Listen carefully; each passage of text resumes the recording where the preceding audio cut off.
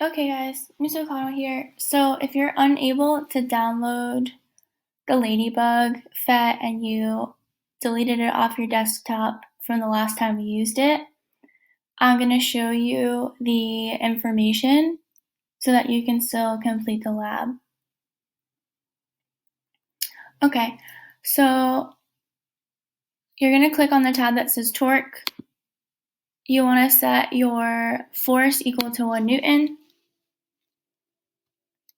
You'll click go for 10 seconds.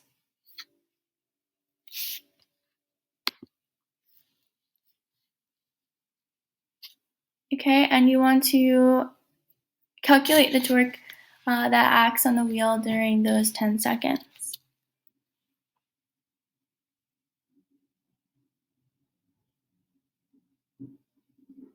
Okay, so I'm going to click go. 5.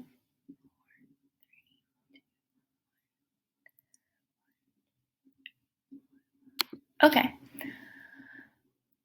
So you should be able to calculate the torque that is acting on the wheel. Okay, but to confirm the torque that's given to you on the simulation. So torque we know is R cross F. R and F are perpendicular. So we can simply multiply the two.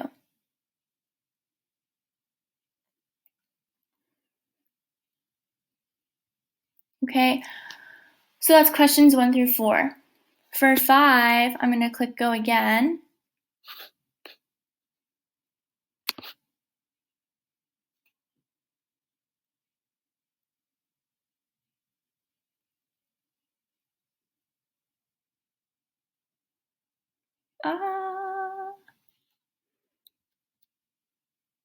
Whee!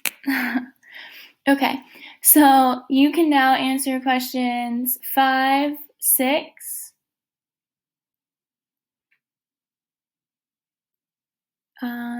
7, 8, 9. Okay, based on what you just saw. I'm going to play that back so that if you need to see it again, you can.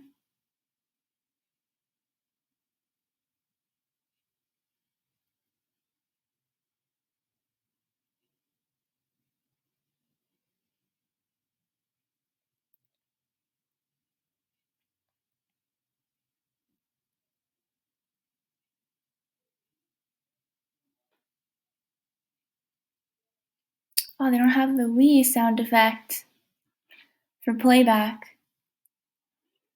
That's a shame. Okay, so if you need to pause the video, make sure that you have questions 4 through 9 answered, and then you can unpause the video. Okay, so we're going to click reset. Yes. We're going to make sure that the force is set back to 1 Newton. We need to make sure that the acceleration vector is checked. And we're going to describe or concentrate on that vector. Okay, and then we will describe how that vector changes over time. So I'm going to click go. Let's move slow-mo so it's easier to watch that vector. I'm going to click go. So A, that vector A, that red arrow there,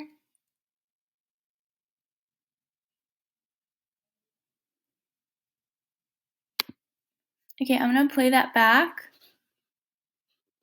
So again, we're watching how that vector changes over time.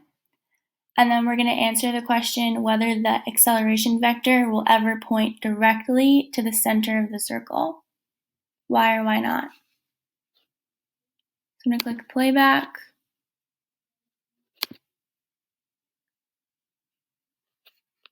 Rewind it actually. And let's do the step so that we can see frame by frame how it changes. So right now, acceleration, well, it was parallel to the tangential velocity. Okay, and we see now that through each frame, our acceleration vector, which is comprised of multiple components, right? We have the centripetal component of our acceleration. We might have a tangential component to our acceleration. Okay, so as we continue to rotate or move through each frame, we note that our acceleration vector changes. But will it ever point directly towards the center? Okay, so will the magnitude of the vector ever be completely centripetal? So the magnitude equal only the centripetal component of the acceleration? Why or why not?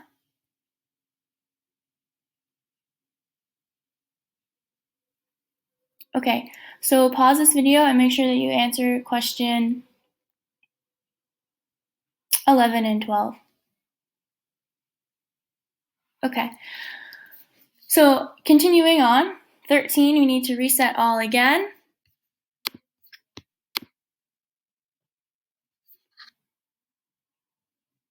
Okay, our force needs to be 1 Newton. We're going to hit start, wait 2 seconds, and then set the brake force, this force down here, to 1 Newton. Okay, we'll hit enter and observe. During our observations, we're looking to describe the motion of the wheel. We're taking a look at our red acceleration vector. We will record the net torque. Okay, so we're looking for torque, acceleration vector, and describing the motion of the wheel. So I'm going to do this in slow motion again. Okay, I'm going to click go. 1, 2. I'm going to stop it for a second. Oh, sorry, we're not at 2 seconds. If you look at our time versus, or force versus time graph, we are about a second. So I'm going to press go for a little bit longer.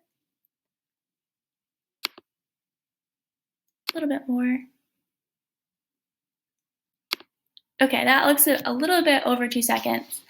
So now I'm going to set my brake force to 1 Newton. Press enter and go. Let's describe the motion of the wheel.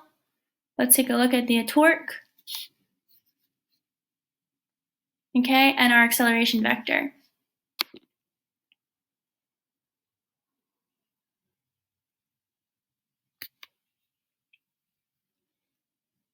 Again, this is in slow motion.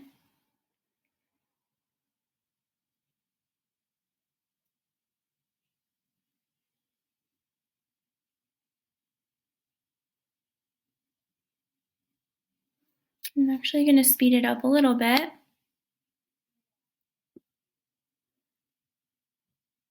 The frame rate, I'm speeding up the frame rate. Forces are staying the same.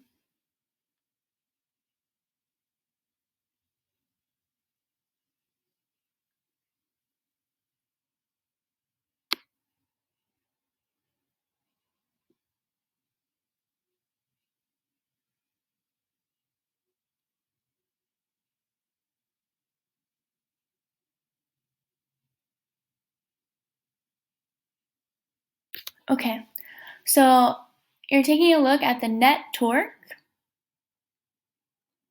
Describe the motion of the wheel and the magnitude of the acceleration vector.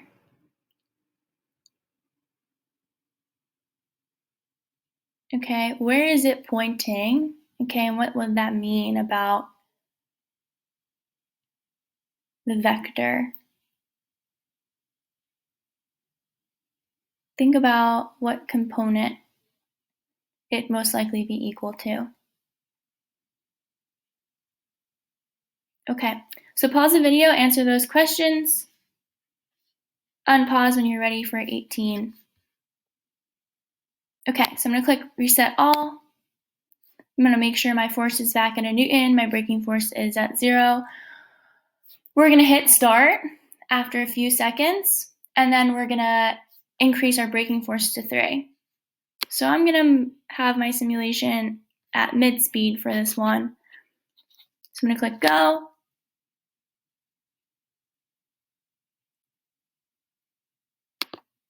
Oh, a little too far, but 2.5 seconds, a few seconds, that's okay. So I'm going to change my braking force to 3 newtons, press enter, and then go. You want to, at this moment, calculate the net torque. So take a look at the graph for number 20. So pause the video for a second, answer number 20. Right when you set the brake force, calculate the net torque.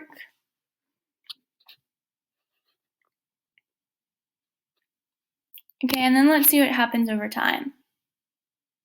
Okay, so we note that the disc eventually stops, and then our net torque, 4 minus 4, is 0.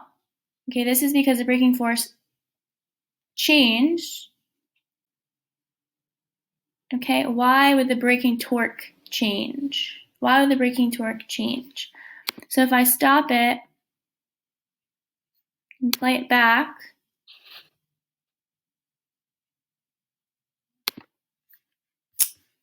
I'm gonna make this a little bigger. Yep. So if I stop it and play it back, rewind it one more time.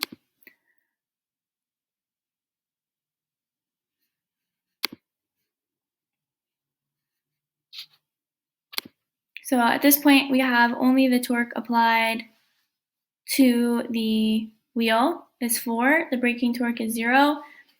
When we increase the braking torque to 3, or the force to 3, the torque becomes 12, negative 12. Okay, and our net torque becomes negative 8.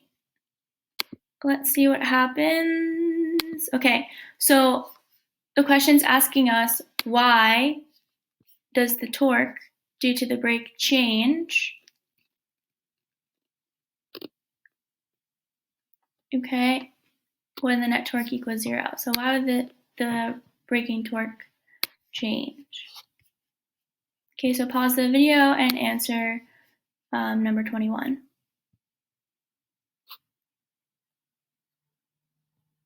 Okay, so on to part 2, moments of inertia. So we need to click on the top of the tab that says moment of inertia. Okay, our ruler here is measured in meters. Okay, not millimeters. To see the best graphs, we're going to have to rescale our graphs here.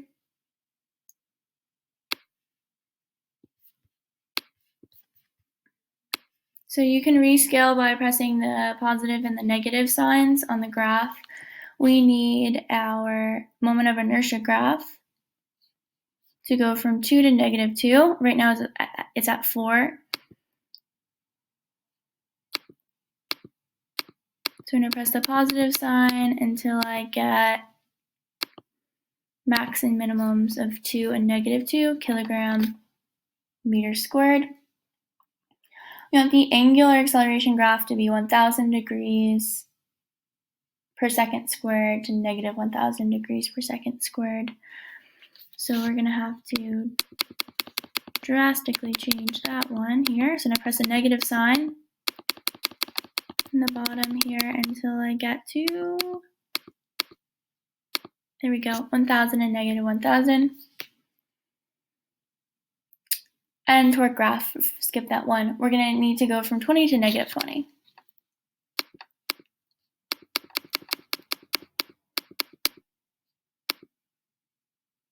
Okay, so we want to calculate the moment of inertia for the disk given the given information. Okay, so we're on to number 6 there. So moment of inertia for a disk, right, we know is 1/2 mr squared. The radius here, which hopefully we can see from the graph, or from the video,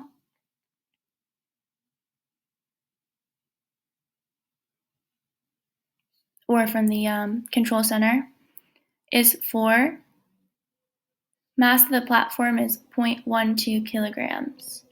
Okay, so you're going to calculate moment of inertia, pause the video, calculate moment of inertia.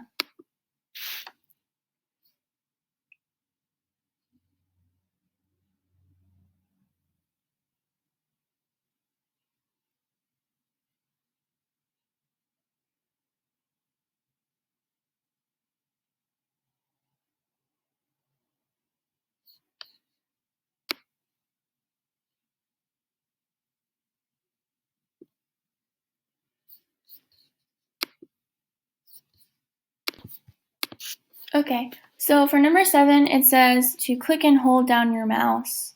So you're going to click and hold on the wheel between the green and pink circles, okay, or semicircles. You're going to click and hold. You're going to click and hold until your torque reads to be 10 Newton meters. Okay, so I'm going to play that back. So I clicked and held until we saw, right, that the vector is increasing. So click and hold. You want to pull it so that the wheel rotates either clockwise or counterclockwise. Doesn't technically matter here. Okay, so you'll set torque to 10. You'll use the ruler to measure. Oh, that didn't work the way I wanted it to. Okay, you use the ruler to measure the location. I'm going to use the step button to help me do this. Location from the application of the force, which is represented by that blue vector, to the center of rotation. Okay, so I have 4 marks my center, 7 marks where my force is applied, so my radius there would be 3 meters.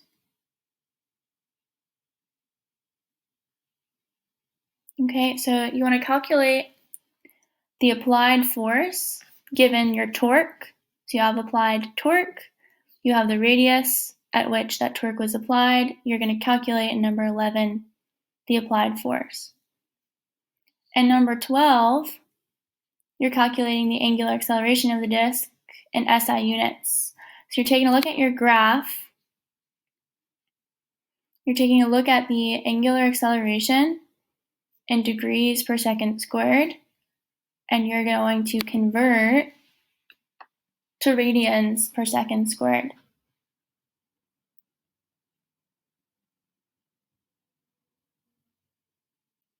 Okay. Number 13 and 14. Okay, so predict what will happen to the moment of inertia if you keep the mass of the platform the same, but you create a hole in the center. So first you'll predict. Okay, so pause the video and predict what will happen.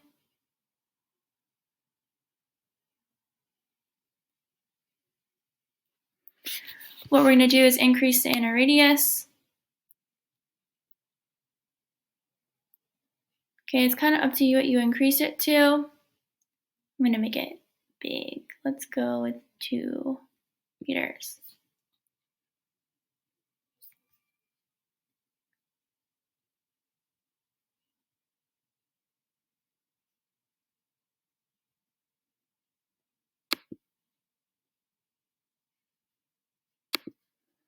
Oh, I need to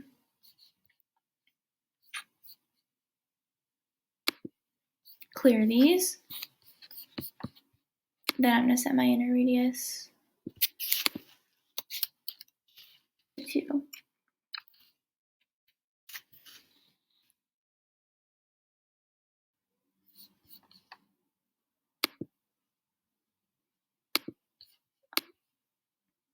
Whee! Whoa. Here, let's do this. So I'm gonna go stop. Forget how to do this.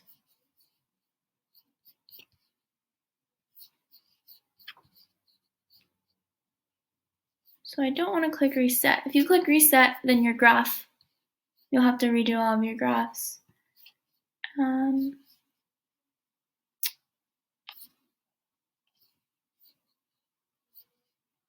Let's go stop, stop, clear. Go stop, and we'll put our ladybug back on. Whoa. Clear.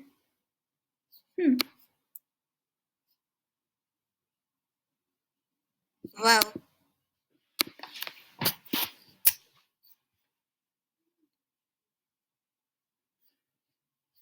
I guess we will have to reset it. Oh well. Alright, so I'll have to reset it. Unfortunately, I can't figure out, or I can't remember the trick to make sure that we don't have to reset our graphs. So you need to reset, once you click reset all, you need to reset your torques and your moments of inertia.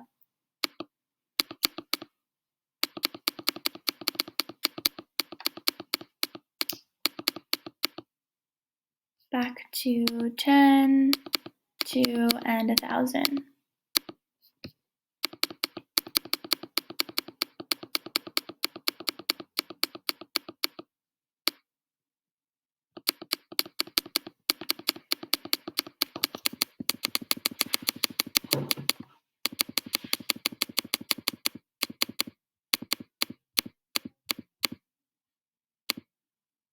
Okay, now that we've reset, we're back at 10, 2, and 1,000. We're gonna increase our inner radius.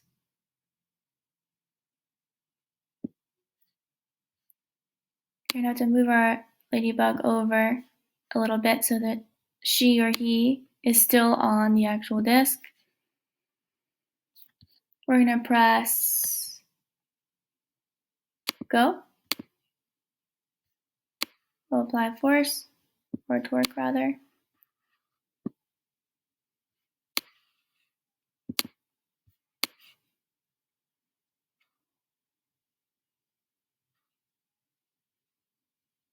Whee! Okay, and then in number 15, you're gonna compare your prediction to what you saw.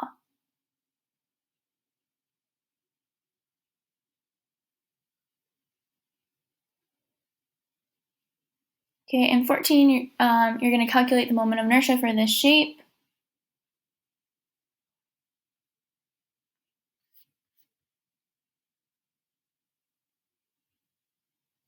Okay, double check it with the graph.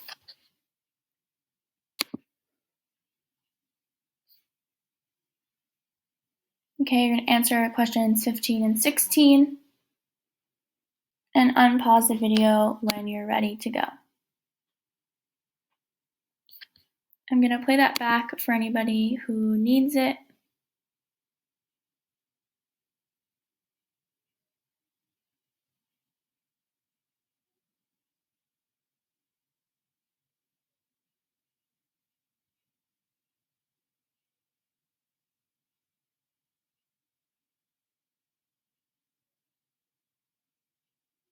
So this is a segment that we'd really be comparing here. So the torque is about 10 and constant.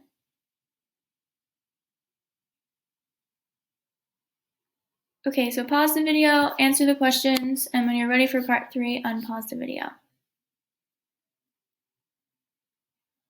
Okay, part 3, we're going to head to the angular momentum tab. We want scales for moment of inertia to again be 2, 2 and negative 2 kilogram meters squared. We want the angular speed to be set to 45 degrees per second. Okay, number 4 asks you for the units for angular momentum. Number 5, it asks to calculate the angular momentum, which you should have done in part 2. under a moment of inertia. So number 6.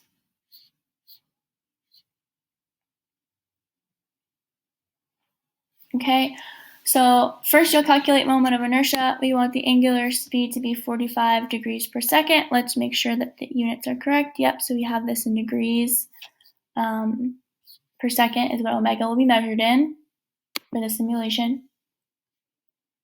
While it's moving, we're going to change the radius. So we'll give it a constant angular velocity, and then we will change the radius while the ladybug is moving.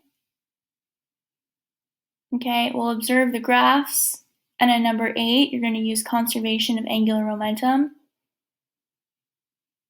to determine why, or prove why, the angular velocity would change to 36 degrees per second when you change the inner radius. Okay, so we need to relocate our ladybug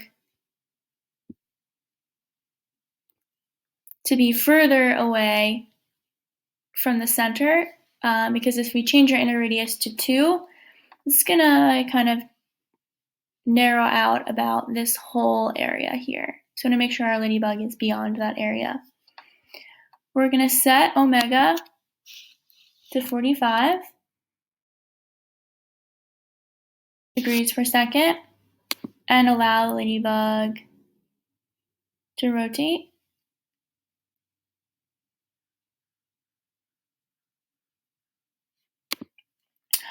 Actually, what I'm going to do is I'm going to start over to give us a little bit more time on the graph, or you can increase the amount of time or decrease the amount of time that the graph will show.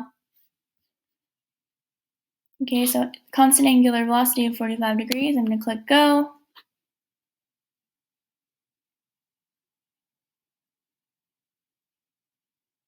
Notice there's no acceleration vector, right? Moving at a constant velocity. And that the velocity vector appears to be tangent to the circular path. Omega is constant. Okay, so I'm going to stop for a minute. I'm then going to set the inner radius to 2, which we can type right in there. And see that the constant angular velocity automatically changes to 36. Let's press go. We see that our moment of inertia also adjusts. So you're going to prove in number 8 why omega must adjust to 36 from 45 when the inner radius increases to 2 meters. So you're going to use conservation of angular momentum to do that. Please be careful with your units. Okay, so if you have any additional questions, feel free to send me an email or Google Voice me. You can text or call me from your phone with my Google Voice. When you're done, you're going to submit this to Google Classroom. And have a great weekend.